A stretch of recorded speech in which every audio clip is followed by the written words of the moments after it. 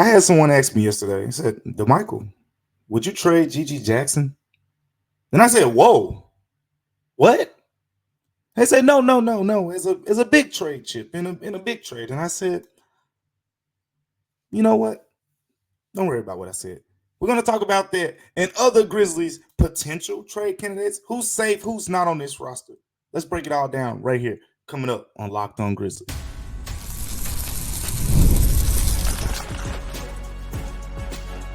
You are Locked On Grizzlies, your daily Memphis Grizzlies podcast, part of the Locked On Podcast Network, your team every day. What's going on, everyone, and welcome back to Locked On Grizzlies. I am your host today, Damichael Cole, beat writer for the Commercial Appeal right here in Memphis, Tennessee. Thank you guys for tuning in with us each and every single day on Locked On Grizzlies. We got a lot to talk about today. And on today's show, we're gonna pretty much, we've been talking about the draft a lot, right? First of all, thank you to everyone who enjoyed the crossover episode. Seemed like we got some real good feedback from the crossover episode. Sounds like you guys want more of those, so we will do more. We're gonna talk to a couple of the other Locked On hosts and try to bring more of those crossover episodes as we get closer to the NBA draft. So that seems like a fun way to get into some of that content. But today we're going to take a step back directly from the NBA draft content and focus more on what the Grizzlies have on this roster. And this kind of ties in to the draft content as well, because the first question when we talk about all this trade stuff, will the Grizzlies trade this pick? Will the Grizzlies move back? Will the Grizzlies move up? One of the first questions you have to ask yourself is, who's safe on this Grizzlies roster? Not even just for the draft, but just as we get into free agency and before it and after it and all of that. Who on this roster right now can kick their feet up and say, man, I'll be here when the season starts? And as I looked at it and broke it down, and of course, I talk to people about this stuff all the time. And there aren't a lot of guys. There aren't a lot of guys right now who I would say are extremely safe on this Grizzlies roster. Talked about Gigi Jackson at the top of the show. We're gonna dive deeper into that conversation here in a second. But when you look at the roster right now, you got 14 players, right? But we're not talking about the two-way guys and things like that. The conversation starts with the big three, the core, however you want to phrase it: Ja Morant, Jaren Jackson Jr., Desmond Bane. From a safety standpoint, from a potential trade standpoint, I'm hanging up the phone, not listening to anything.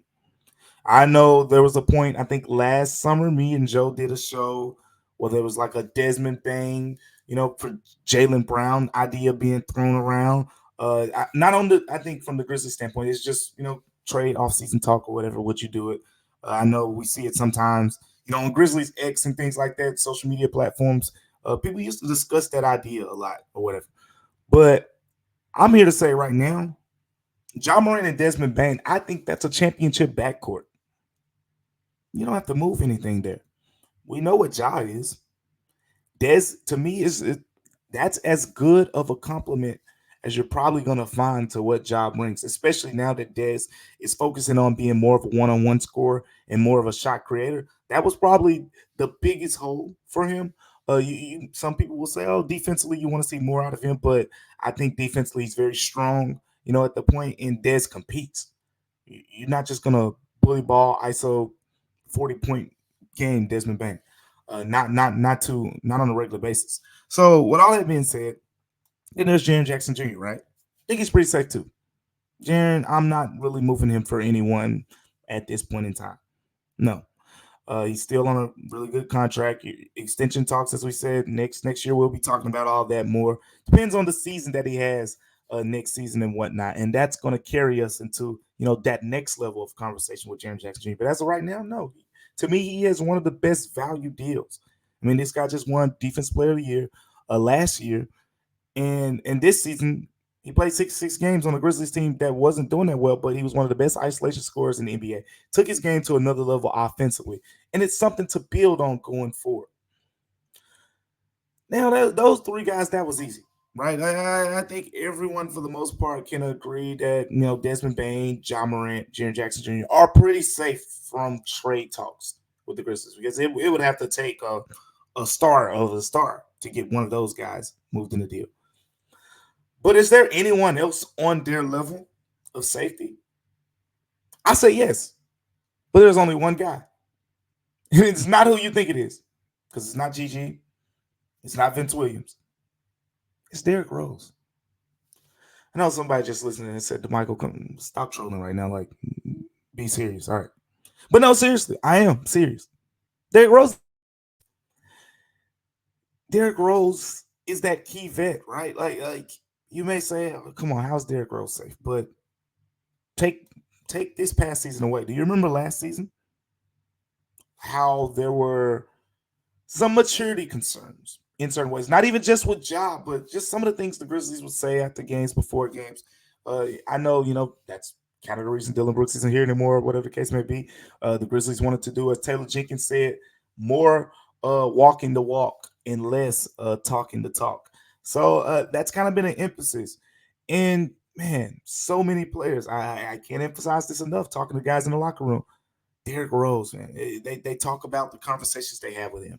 I go back to the moment. Do you remember the first game in New Orleans when Ja made his season debut? Who did he walk into the arena with? It wasn't Dez. It wasn't Gigi. It wasn't Zaire Williams, who he's very close with. It wasn't, Desmond Bain, who has a great relationship with. It was Derrick Rose. I think that was a signature moment. Even at the time, they didn't even know each other extremely well at that point, but that's who Ja walked into the arena with. Derrick Rose's son right now plays for John Morant's AAU team. Like that relationship has developed to the point where Derrick Rose has turned into someone who, one, he can be your de facto third point guard and still play decently well. You just don't want to play him too much. But when Derrick Rose played, I mean, he still was one of the shiftier players on the team. We saw him have a bunch of really good crossovers. And at the end of the day, you want to put him on the floor with a lot of good talent. Want to see him on the floor more with Luke Kennard, Desmond Bain, Jaren Jackson Jr., guys of that ilk. And I think he's pretty safe because of his veteran standpoint. And then he's on a minimum deal, right? Like, what are you realistically getting even if you move Derrick Rose? It doesn't make sense. So that's why, in this case, I put him on that level of safety. He's someone, at the beginning of the season, he's going to be on the roster. Now, there are a couple other guys I want to get to real quick who I say they're safe, but with small list that I would listen to from an entertainment perspective with these two guys. And you know the two names that I'm about to say probably. Gigi Jackson and Vince Williams. I'll start with Vince Williams because this is easy. Then we'll go to Gigi after that. Vince Williams, right now, he's in a spot where, one, you have him on one of the better value deals in the league. He is a very solid defender. He's held his own against Kevin Durant, Luka Doncic, and several high-level scorers on that level. And he loves that. And that's important to me. Gigi Jackson, Vince Williams. With Vince Williams, he loves his role. He's fine with 5 shots. He's gonna go guard that guy, and he's gonna guard him, to the best of his ability. And he's happy. He embraces that role. He wants to be the guy to hold Kevin Durant to 8 of 20 shooting, on that given night and grab the offensive rebounds and things like that. He's cool with doing the dirty work. There's not a lot of guys. I mean, most guys, when they get to the NBA, they're averaging 20 points per game all their life. Or you go to college, like Gigi Jackson has always been an incredible scorer. Vince Williams in college was probably the best player on his team, over there at VCU. So you come to the NBA and it kind of humbles you in a way, and everyone can't accept that. Vince Williams has. That's important, and he's on a great value deal. Quite frankly, defenders like him aren't just walking around here on cheese, and the Grizzlies need those type of guys right now. He's pretty safe to me. Gigi Jackson and Vince are in the same category, but I wanted to emphasize this point more with Gigi because that's why I'm having this conversation right now, and it's the fact that Gigi Jackson is extremely safe. Him and Vince both. But let's say right now the Grizzlies were to go star hunting. You want to go star hunting with the Grizzlies? You say, hey, I don't know. And let's say next season, LeBron James retires after this next upcoming season, and Anthony Davis says, "All right, that's it. I'm getting out of LA. LeBron's gone. Time for me to leave." And hypothetically speaking, and I'm saying this is a very small because you gotta stick with me here. GG Jackson, Vince Williams are not on a trade list for me by any means necessary. But if there's an Anthony Davis, if there's, I don't know, if Boston loses 4 straight games in the rest of the finals, and there's turmoil there, and they say, okay, Jaylen Brown, Jason Tatum, it just ain't gonna work.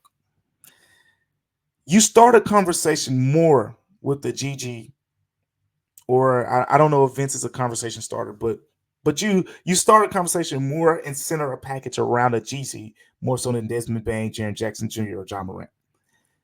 And the reason I say that is there's no one else on the roster who's getting you an elite level all star.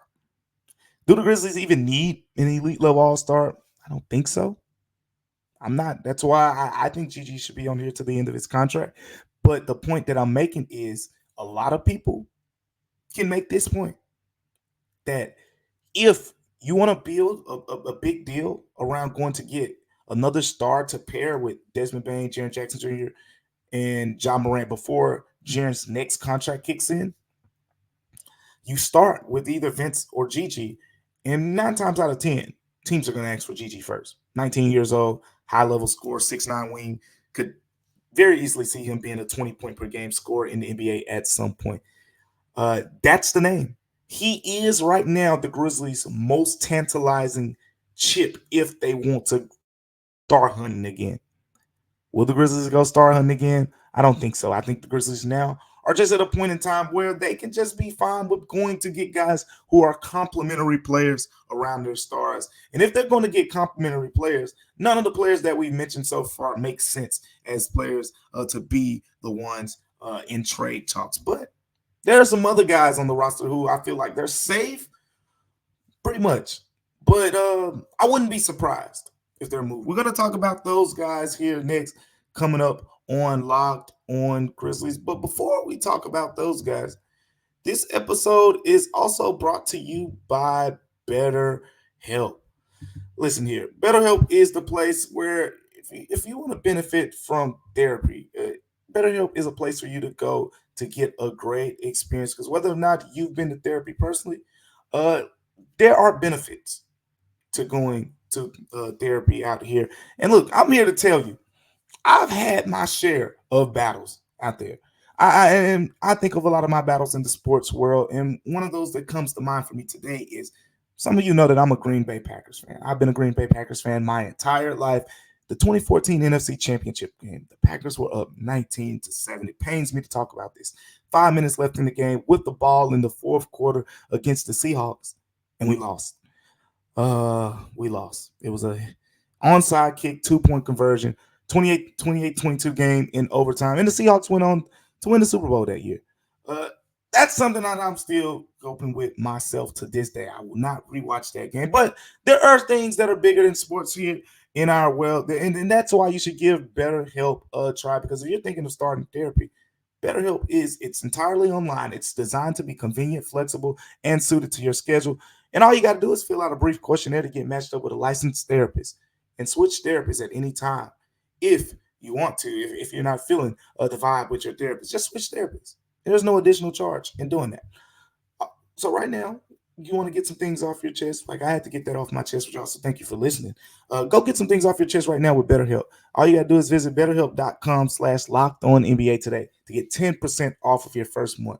That's betterhelp.com/lockedonnba to get 10% off of your first month. Coming up next here on Locked On Grizzlies, we got to talk about the players who are safe, but they're on watch.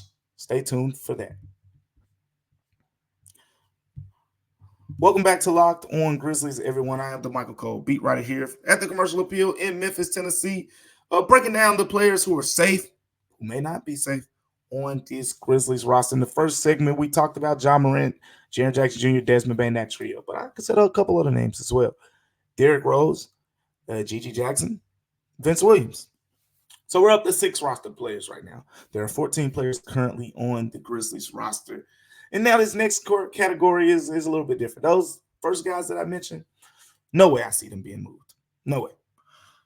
This list, I don't necessarily see a couple of these guys being moved. I'm gonna divide it up a little bit, and then some of this is based on some things that I've been hearing, and some of this is gut feeling and whatnot. But I want to start with Luke Kennard because I think Luke Kennard is pretty safe. And if you've been following the Grizzlies, if you've been following me and Joe Monax this summer, we've mentioned Luke Kennard a lot. Here's the situation with Luke Kennard. The contract is, a large number. I think it's 14.7 million to bring him back. Uh, Luke Kennard's probably gonna barely play over 14.7 minutes. Not barely, but somewhere around 24, 25, because you're supposed to have John Morant, Desmond Bain, all in the fold, and they're going to play most of the minutes, and he's going to play some minutes alongside of them. But so is Vince Williams, so is Marcus Smart. Like, he's not going to be a 28-minute guy here in Memphis, and 14.5 million these days is a lot of money to play a guy just to play 22, 23 minutes. So the point that I'm making is he's safe, but I think the ideal situation for the Grizzlies would be to bring him back on a new deal. Say, okay, yeah, the team option is he's on a $14.7 million team option. The ideal situation is, okay, decline the team option, sign a 2-year deal, 20 million, 10 million a year, 2 years, 20 million, 3 years, 30 million. Now you got more long-term security, and the Grizzlies get the less annual value per year. I think that makes sense for both situations. But what if Luke says, I don't want to do that. I want all my coins. Give me all 14.7 million, and I can go somewhere else after this season. Appreciate you, Memphis. It was fun. Enjoyed the ride. He has more leverage here. Luke Kennard has more leverage. You want to know why? I've talked about it a lot, and I don't know if everyone's hearing me, but this is what I know. This ain't me just spitballing here. The Grizzlies are coveting shooting this summer, just like they did the last couple summers, and the execution wasn't there. The idea was there, right? You feel like, okay, yeah, we go get David Roddy, really good college shooter. Didn't really work out. Not on the roster anymore. Kennedy Chandler. Yeah, there were questions if it would translate, but if you look at the numbers, he shot the ball well in college. Hasn't really worked out, even to a lesser degree. Kyle Anderson, we'll see you later. We're bringing in Santi Aldama in the rotation, and 34, 35% three-point shooter. Decently well, but you need more. Jake LaRavia, is he shooter? Is he scorer? Whatever the case may be. He's been more scorer than shooter to me. With all that being said, the point that I'm making here with Luke Kennard is the fact that the Grizzlies need him. The Grizzlies know that they need him. They don't want to trade him. Luke Kennard is only not on the safest players list because there's a situation here where the Grizzlies say, look, we know he's not going to be back after this season. Let's go ahead and recoup some value for him now. That's why he's on this list. But you get the point. Luke Kennard is very safe because of what he brings to this team. He is that other shooter when Desmond Bain isn't on the floor that teams have to honor at all times. He's that guy. The Grizzlies need those type of guys. And he's very safe because of that. A couple other guys that I want to mention. Brandon Clark. I won't spend too much time on Brandon Clark because Brandon Clark simply right now, coming off the bench, double-digit scorer every year in his career up to this point.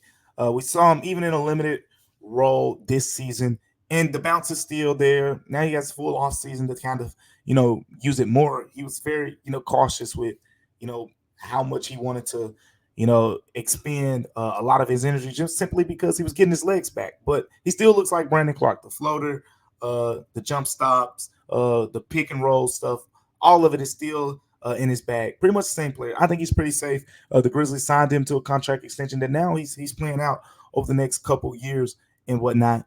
And I think he's pretty safe. But again, with this whole conversation around the bigs and matching salaries and things like that, because he is one of those middling salaries that if the Grizzlies want to make some moves, he's a guy who makes sense in that case. But I think he's very safe as well. Another one is Marcus Smart, right? Like, same thing, I with BC, and to a lesser degree, Luke Kennard. Luke Kennard is more of a need. I think Marcus Smart is more of a want on this Grizzlies team. The Grizzlies want Marcus Smart as much as they need Luke Kennard. Does that make sense? I think it makes sense.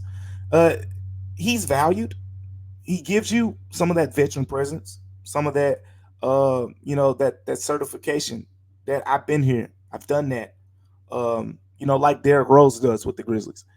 But the difference is with the development of the Gigi Jacksons, the Vince Williams, Marcus Smart's position has become more expendable. You can even say to a lesser degree with the development of a Scottie Pippen Jr. Like, oh, okay, he looks like a future decent backup point guard in the NBA. That makes Marcus Smart more expendable as the backup point guard for the Grizzlies when he's not playing, in the starting lineup, in those rotations and whatnot. When Jock comes out of the game and he moves the point guard, makes him a little bit more expendable in that role. So we've had the conversation like he's going to be making around 20 million per year next couple years, and he's the big contract that's bigger than the Luke Kennard deal, that's bigger than the Brandon Clark deal. If you want to go swinging for a big, and it's one of those Jaren Allen deals, right? Jaren Allen's making 20 million a year. Marcus Smart is the contract that you'd have to dangle in those talks. That's the only way that you trade Marcus Smart. I really don't see Marcus Smart being traded, just like I don't see any of the other guys on this certain area being traded. But if the big splash happens this summer, like if somebody told me right now, somebody told you right now, hey, the Grizzlies are going to make a big splash this summer. I'm from the future. I'm telling you, a big splash happened. I'm not worried about Gigi Jackson or Vince Williams being moved. I'm not worried about John Morant, Desmond Bain, Jaren Jackson Jr., Derrick Rose. If a big splash happens, I'm saying, was it Luke Kennard? Was it Brandon Clark? Was it Marcus Smart involved in the deal? And to a lesser degree, even Jake LaRavia.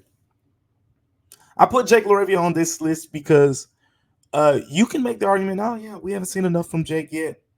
Yeah, I agree.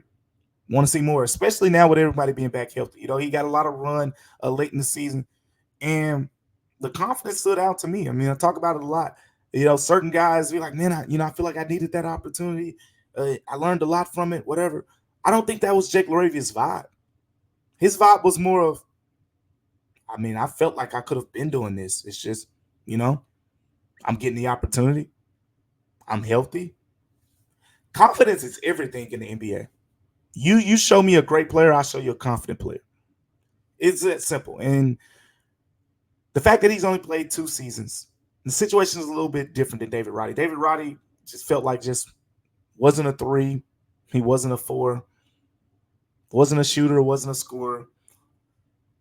You wanted him to be a great defender, but the metrics weren't screaming, oh, great defender. I understood the move. Jake LaRavia, there's still a little bit more meat on the bone there. Let's see how next season turns out. Then you have this conversation next off season with this next group of players. The guys who are in roster spot jeopardy right now to me. We're going to talk about them next here on Locked On Grizzlies. But before we talk about those guys, this episode is brought to you by our friends over at FanDuel. Listen, FanDuel is the place where you go to make everything matter a little bit more. Look, right now we got the NBA Finals going on.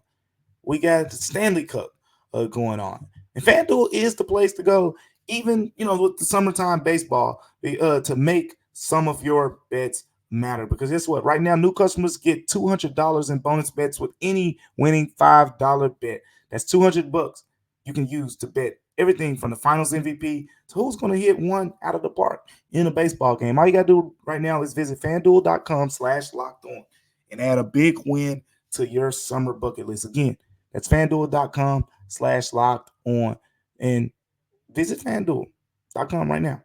Because guess what? FanDuel is America's #1 sports book. Coming up next on Locked On Grizzlies, a couple guys are in jeopardy going for roster spots. Let's talk about those guys here next, here on Locked On Grizzlies. Welcome back to Locked On Grizzlies, everyone. And recapping what we talked about so far. The safe players on the roster, some guys who are pretty safe, but if they're going to be moved, they're going to be moved probably in some larger deals. Uh, but now we got to talk about some guys who I feel are kind of in roster spot jeopardy.